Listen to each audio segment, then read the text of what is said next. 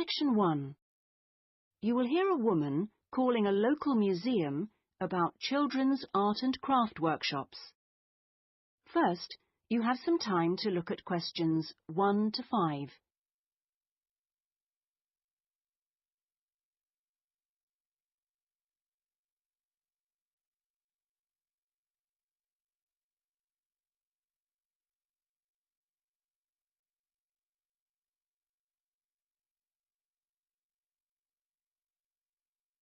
You will see that there is an example that has been done for you. On this occasion only, the conversation relating to this will be played first. Good morning, Sidmouth Museum. Can I help you? Oh, yes. Good morning. I'm interested in the children's workshops, and I'd like a little more information, please. Do you mean the art and craft workshops? Yes, a friend of a friend mentioned them. The children do painting and make models and so forth. Yes, of course. Where to begin? First of all, as you probably know, they run every Saturday.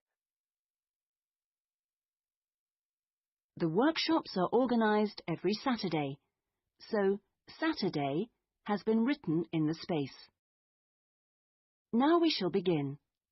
You should answer the questions as you listen, because you will not hear the recording a second time. Listen carefully and answer questions 1 to 5. Good morning, Sidmouth Museum. Can I help you? Oh, yes. Good morning. I'm interested in the children's workshops, and I'd like a little more information, please. Do you mean the art and craft workshops?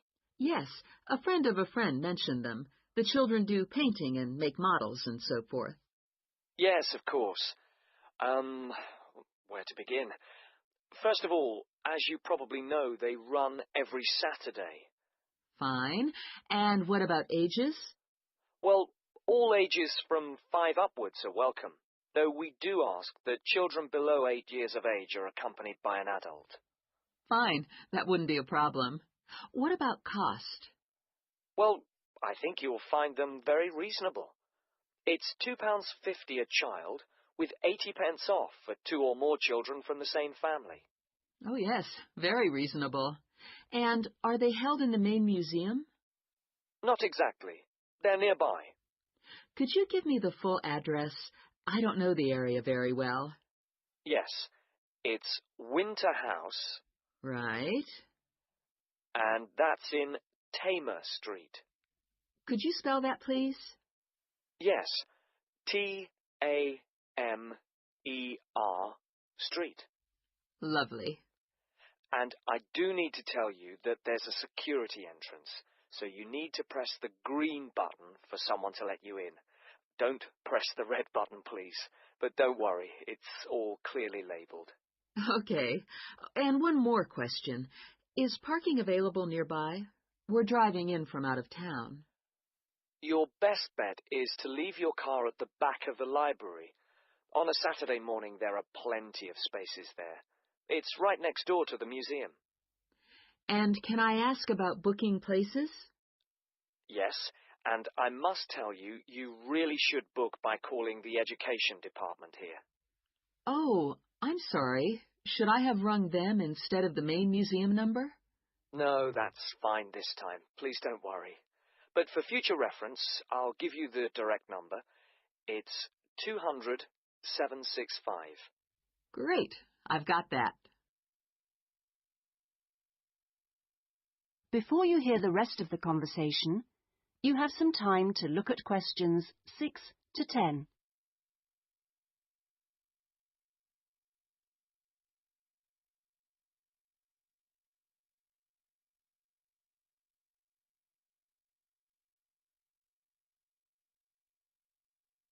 Now listen and answer questions 6 to 10. But I'm very happy to give you information about the next 2 workshops. On Saturday the 16th, there's building castles. Oh, sounds great. This involves quite a bit of glue, so just make sure the kids are in old clothes. I know. Ones I don't mind getting mucky. Exactly. And if possible, could you bring along bottle tops, which the children might be able to use in the models, as decoration? We'll certainly try to find some for you. Then the following week... That'll be the 23rd, won't it? Yes, that's right. On that day, it's what we call Undersea Worlds. This is where they make scenes with fishes, underground caverns, and so on. Is that likely to get very dirty? Lots of paint splashes? Not really. So we don't recommend any special clothes for that one. But if you could search out some silver paper to bring along to use in the sessions, it's shiny, it looks like water, that'd be great. Yes, of course. We'll see what we can come up with. Well, thank you ever so much for all your help. The sessions sound really good, and I'll certainly book up for the next two. Lovely. Thanks very much for ringing. Bye. Bye-bye. That is the end of section 1. You now have half a minute to check your answers.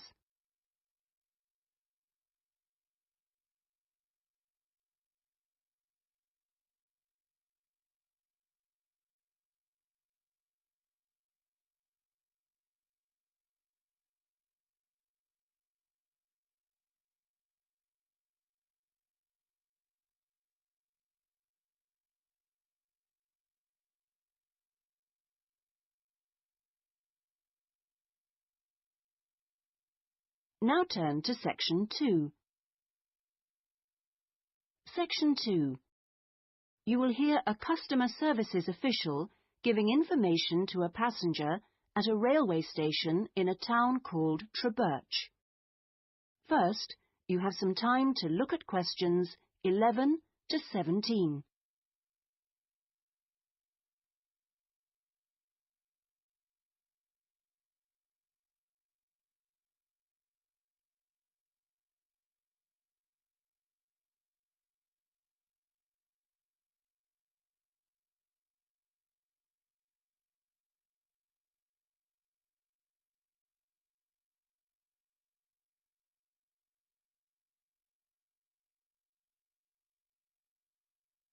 Now listen carefully and answer questions 11 to 17. Hello. My family and I are staying here in Trebirch for a week or two, and we wanted to know about the train services. We're hoping to do a few local trips. Okay. Well, I can give you lots of details about all the trains going from Trebirch in the southwest. This leaflet will be very helpful, but I can tell you some of the main things. We've got 2 main train stations in the town. King Street is for local commuter lines and regional services. What about trains to London? I'll need to go there on business for one day. Then you need to go to Central Station. That's for all the national services. There are regular trains to London. They leave Trebirch every half hour on weekdays and every hour at weekends. It takes about 2 hours, a bit longer on Sundays. You've got a choice of first and second class, and there's a buffet car, though refreshments are included in the cost of a first-class ticket. Ah, right. And have you got any information on different ticket types? Yes, there's a range of ticket prices depending on when you travel and when you buy your ticket. There's a standard open ticket, which doesn't have any restrictions. Mm-hmm. This can be bought in advance or on the day. You can also get various discounted tickets. A popular one is called the Super Save, and this is okay for travel after 8:45. Then there is the special ticket, which is valid for travel after 10:15. The special tickets are also valid for travel at weekends. Mm-hmm. The cheapest tickets are called advance, and you have to buy them at least 6 days ahead. Only a certain number are available, and you have to make seat reservations for these. Before you hear the rest of the conversation, you have some time to look at questions 18 to 20.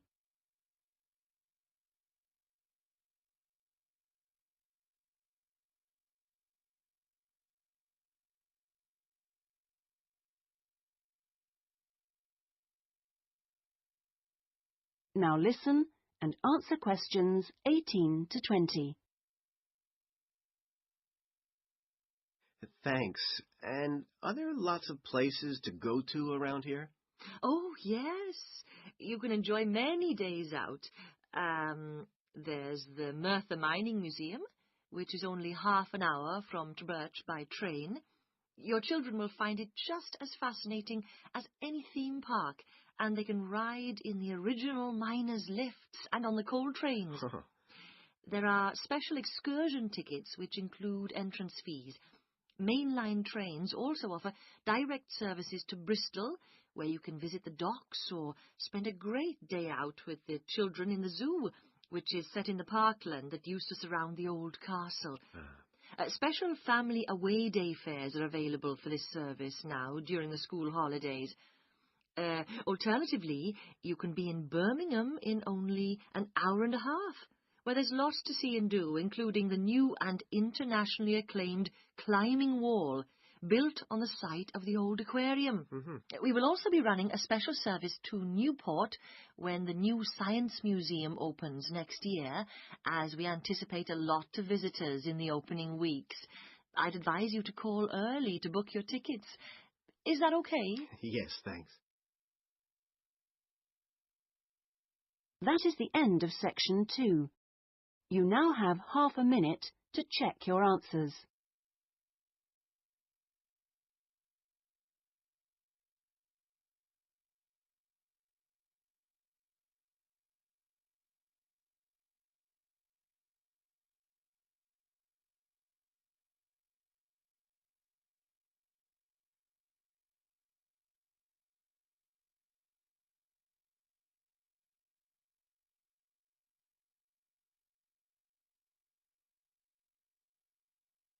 Now turn to section 3. Section 3.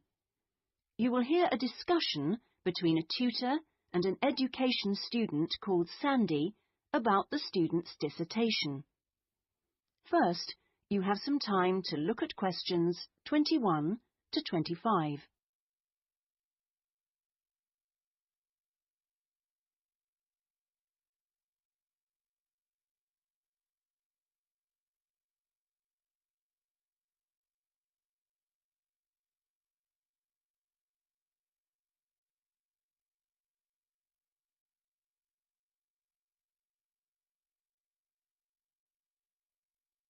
Now listen carefully and answer questions 21 to 25.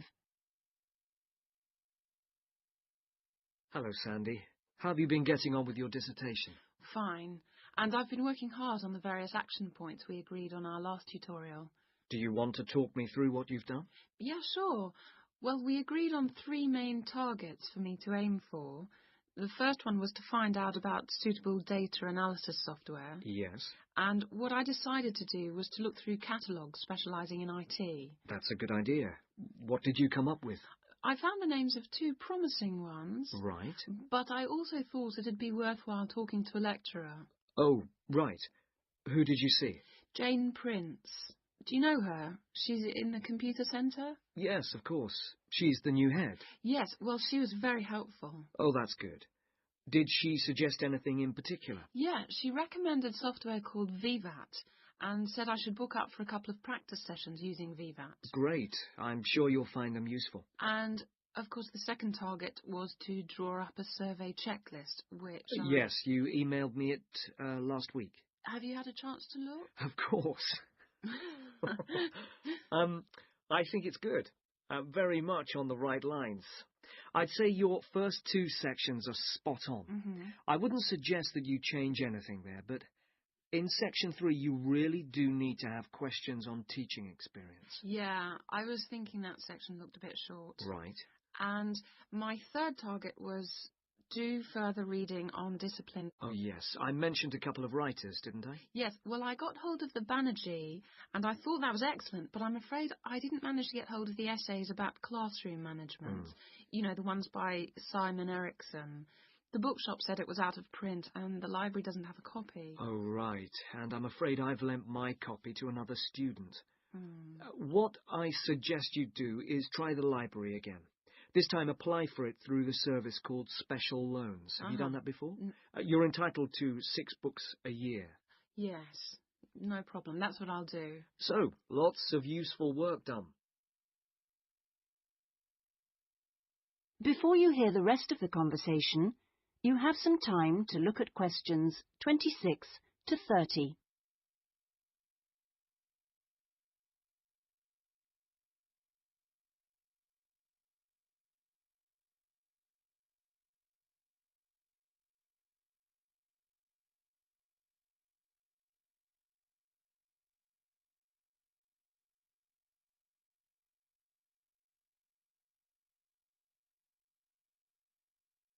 Now listen and answer questions 26 to 30. So, let's look at some new targets. We'll start by having a chat about your Chapter 1. I very much enjoyed reading it. Your written style is very clear, and you've included lots of interesting descriptions of education in your target area. I've just got a couple of suggestions for some additional work. Of course. Could I just ask, what do you think I should call it? Well, I'd go for something like context review. What do you think? Well, short and to the point. Exactly. Now, as regards specific areas to work on, I'd be quite interested to have a few more statistics about the schools in the different zones. Oh, that wouldn't be a problem. I can get them from the internet. Great. And although you did make a reference to quite a few different writers, I think you should aim to cite more works written later than 2000. Okay, that's more difficult, but I can try. When do you want that done by? Oh, it's not urgent. I should aim for the end of term. But in the meantime, I think you should also be thinking about Chapter 2. Should I be drafting it already? No, but I think you should note down its main sections. Yes. You know, I always find that the hardest part... I always find it helpful to put some ideas on index cards. Yeah. And then you can sort them and even lay them out on the floor. It's a real help. Well, I'll certainly try it. When would the deadline be for that? My advice would be to get it done before you embark upon the research. You can always change it later if you need to. Okay, I'll get going on that then. That is the end of section 3. You now have half a minute to check your answers.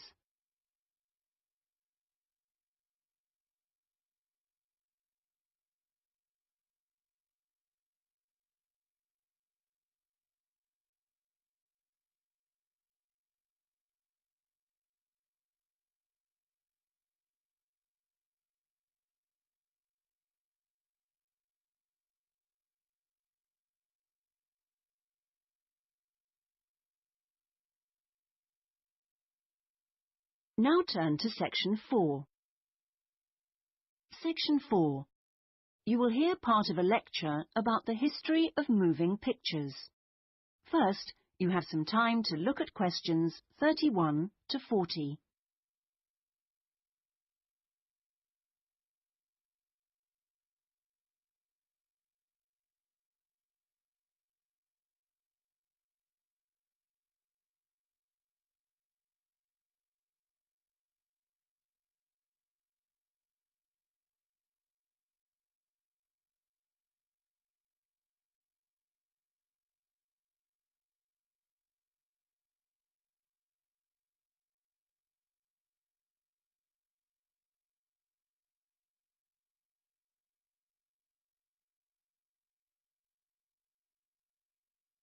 Now listen carefully and answer questions 31 to 40. Many believe that the story first began in America in 1877, when two friends were arguing over whether a horse ever had all 4 feet, or hooves, off the ground when it galloped. To settle the bet, a photographer was asked to photograph a horse galloping, and the bet was settled because you could see that all the hooves were off the ground in some of the photos. What was even more interesting was that if the photos were shown in quick succession, the horse looked like it was running. In other words, moving pictures. The person who became interested in taking the moving pictures to its next step was the famous American inventor Thomas Edison. Actually, he didn't do the work himself, but rather asked a young Scotsman in his employ to design a system, which he did. Now, this young fellow was clever, because the first thing he did was study other systems, primitive as they were, of moving pictures, and then put all the existing technologies together to make the first entire motion picture system. He designed a camera, a projection device, and the film. The system was first shown in New York in 1894 and was really very popular. Apparently, people lined up around the block to see the wonderful new invention. There were, however, a couple of problems with the system. The camera weighed over 200 kilograms, and only one person at a time could see the film. Well, now, news of the new system in America traveled fast, and a number of rival European systems started to appear once people had heard about it. The single problem with all the systems was they couldn't really project the film onto a screen, so more than one person could see it. Then, in 1895, 3 systems were all developed, more or less at the same time and independently of each other. I guess the most famous of these was by the Lumière brothers from France, and they called their system the cinematograph, which of course is where the word cinema comes from. There were also 2 brothers in Germany who developed a successful system, and they called it a bioscope. Well, now once the problem of projection had been solved, the next challenge for the inventors was to make the films longer and more interesting. A continuing problem at the time was that the films had a tendency to break when they were being played, a problem which was caused by the tension between the 2 wheels, or reels as they are called, which hold the film.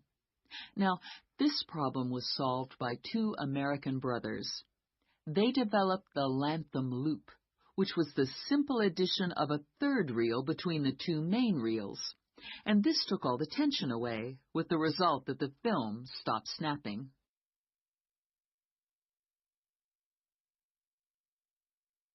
So now there was a real possibility of having films of more than 2 or 3 minutes.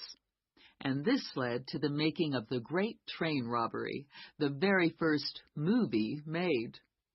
It only lasted 11 minutes, but was an absolute sensation.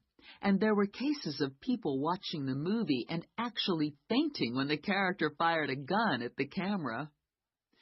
Almost overnight, movies became a craze, and by 1905, people in America were lining up to see movies in store theaters, as they were called then.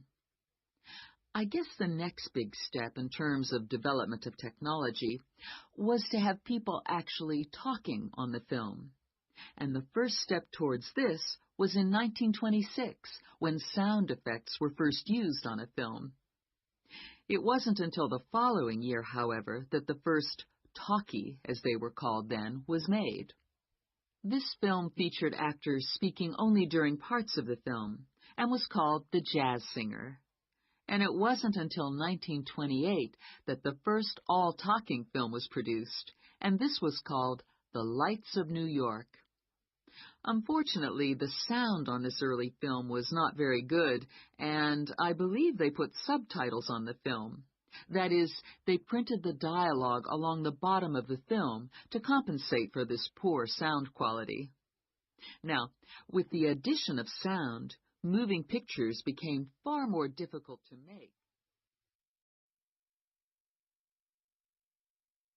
That is the end of section 4. You now have half a minute to check your answers.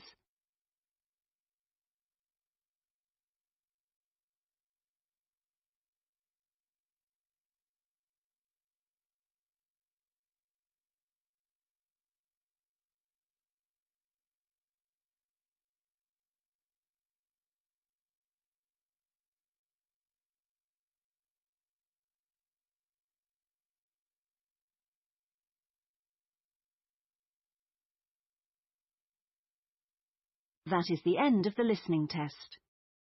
In the Ielts test, you would now have 10 minutes to transfer your answers to the listening answer sheet.